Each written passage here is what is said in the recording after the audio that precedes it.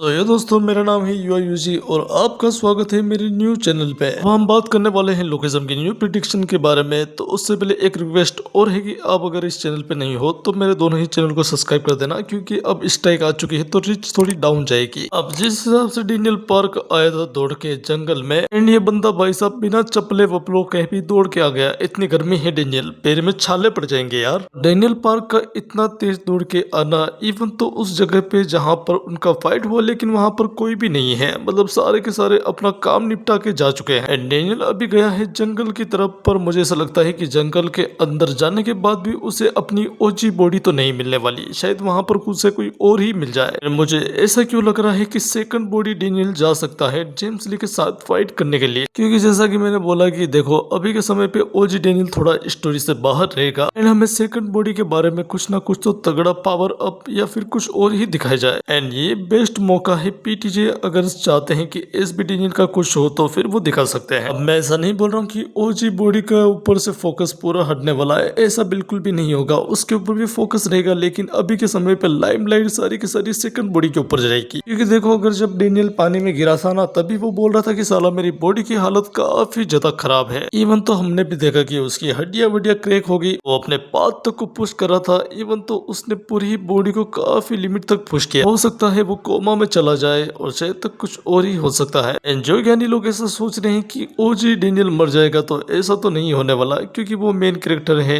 और यूजिन भी नहीं मरने वाला, क्योंकि आगे जाके उसे एलाइट को लीड करना है। और यही सेम चीज जब जेक किम और डेनियल बात कर रहे थे इसी आर्क की शुरुआत में, कि उनके पास बल तो है लेकिन बुद्धि की कमी है। ये बल और बुद्धि जब ये कॉम्बिनेशन आता है, हम जानते हैं ये काफी तगड़ा वाला होगा। और यूजिन भी बदला लेना चाहता है, क्योंकि मेन ड्यूक टपक चुका है, शायद तक उसका भाई भी टपक जाए। लेकिन अब हम बात कर लेते हैं लुकिज्म के उसी सीन के बारे में, जिसको कि काफी ज्यादा ट्रोल वगैरह किया जा रहा है, यानी कि जेम्स ली वर्सेस टॉम ली वाली फाइट को। खैर मेरी ये सबसे पहले ही प्रिडिक्शन थी, मतलब चैप्टर आते ही मैंने ये प्रिडिक्शन वीडियो डाल दी थी, और अब तो उसके ऊपर कॉपीराइट स्ट्राइक आ गई थी और वो हट गई है। ये वही प्रिडिक्शन है पॉलिटिशियन वाली, कि जेम्स ली ने ये सारी चीजें किया है जानबूझ के। अब तुम में से कोई ज्ञानी लोग ऐसा बोले कि अरे यार ये तो मेरे फेवरेट क्रिएटर की थ्योरी थी, तो ऐसा बिल्कुल भी नहीं है। जो मेरे सब्सक्राइबर हैं उन्हें पता है कि ये ऑलरेडी मैंने अपनी प्रिडिक्शन वीडियो में बोल के रखा था, जब तो इसके ऊपर किसी ने वीडियो तक नहीं बनाई। एंड उसके बाद किसी ने बनाई हो तो वो उसका ही चॉइस है, थ्योरीज वगैरह सेम हो सकती है। अब देखो यार, जिस हिसाब से टॉम ली के प्रोस्थेटिक हैंड को जेम्स ली नहीं पहचान पाया, वो मेरे लिए काफी ज्यादा शौक वाली चीज थी। एंड जेम्स ली तो सबका आधार कार्ड खोल के रखता है, तो चांग सू हो के बारे में ऑफकोर्स उसे पता ही था कि साला चांग सू ने टॉम ली का हाथ काटा है। पूरी फाइट के अंदर वो ये तक नहीं पहचान पाया कि साला ये उसका नकली हाथ है। इवन तो वो खुद हमें शॉकिंग रिएक्शन देखता हुआ दिखाया गया कि साला ये तो नकली हाथ था इसका। और ये वही जेम्स ली है जो कि सियोंग जियुक के साथ फाइट कर रहा था, तब काफी ज्यादा एनालाइज वगैरह कर रहा था कि भाई ये यूज कर रहा है, फलाना ये यूज कर रहा है। लेकिन अब की बार तो उसने बिल्कुल ध्यान तक नहीं दिया।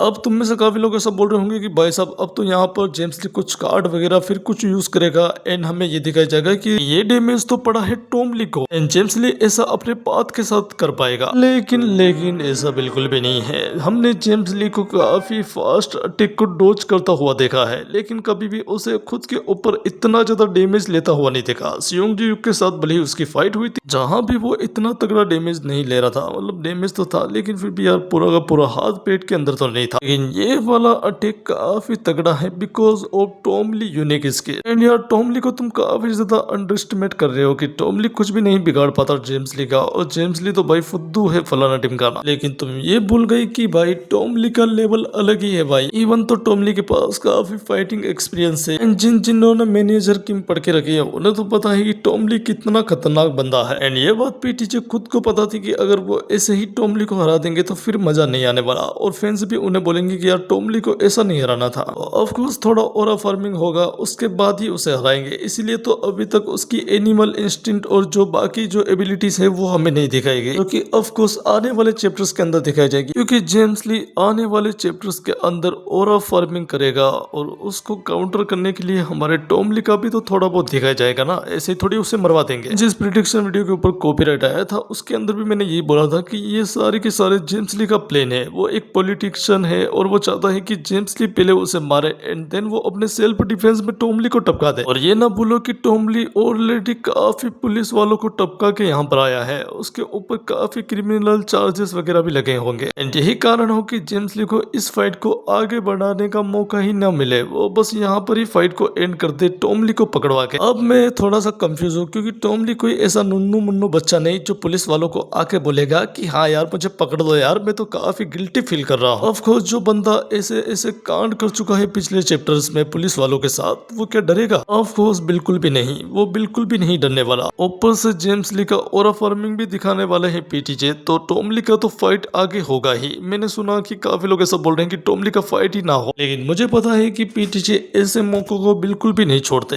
इवन तो टॉम ली का साथ साथ और भी लोग लड़ने आ रहे हैं हमारे जेम्स ली से, क्योंकि जब जैक किम लाइनमैन से मिलता है तब जैक किम लाइनमैन को बताता है कि मिस किम को प्रोटेक्ट करने के लिए यहाँ पर काफी लोग आ रहे हैं अभी। अब या तो ये सेकंड जनरेशन वाले हो सकते हैं या फिर कोई प्री जनरेशन का स्ट्रॉन्ग फाइटर जो कि जेम्स ली से आने वाले समय पे लड़े। तो हाँ, आने वाले चैप्टर्स के अंदर जेम्स ली का बस एक अपोनेंट नहीं होगा, उससे मल्टीपल बंदे फाइट करने वाले हैं। और तुम ये तो बिल्कुल भी ना भूलो कि यहाँ पर हमारा जैक किम भी है जो कि आगे जाके शायद तक उस फाइट को ज्वाइन भी कर सकता है। और वैसे भी जेम्स ली ने किताई किम के साथ जो ट्रेनिंग किया है उसका असर भी तो देखना है, ऐसे ही फाइट वगैरह अंत नहीं होगी यार। खैर ये ऑलरेडी मेरी सारी की सारी प्रिडिक्शन थी, लेकिन क्या करूँ यार, सारी की सारी उड़ चुकी है कॉपीराइट की वजह से। मैंने काफी पहले ही ये सब कुछ डाल के रखा था, लेकिन आप अपने फेवरेट क्रिएटर के काले खट्टे के चक्कर में ऐसा मुझे ना बोल दो कि साले तू तो उसका कर रहा है कॉपी, बल्कि ये ऑलरेडी मैंने बोल के रखा है अपने वीडियोस में। खैर काले खट्टे के लिए आजकल लोग क्या नहीं करते। अब आपको ये सारी चीजें पसंद आई हो तो इस वीडियो को ज्यादा से ज्यादा लाइक कर देना और चैनल को ज्यादा से ज्यादा सब्सक्राइब कर सकते हो।